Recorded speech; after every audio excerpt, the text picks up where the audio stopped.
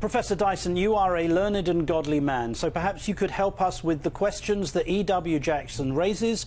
Are Democrats the emissaries of Satan, and has the United States military become the modern incarnation of Sodom? My God, have mercy.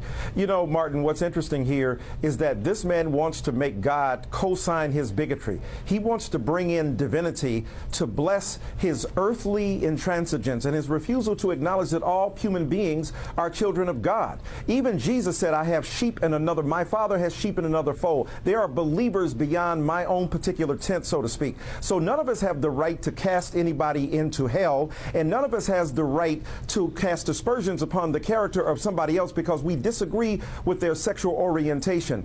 This is the most vicious and venomous expression of the politics of I think, hatred that are being practiced in certain Christian circles, and the more bitter they become, the more rancorous their rhetoric is. They feel that they're being blessed by God because they're being courageous and prophetic, and what they really are is pathetic, because God says ultimately, the God I know and worship says, look, love the Lord thy God with all thy heart, mind, and soul, love thy neighbor as thyself. Ain't nothing else involved there. There are no asterisks there except gay people, except lesbian people, except African Americans or Latinos or poor people or people on SNAP. These kinds of qualifications being generated by the Republican Party and the far right are a denunciation of the very heart of the gospel. Okay, well, thank you for the theology, Professor.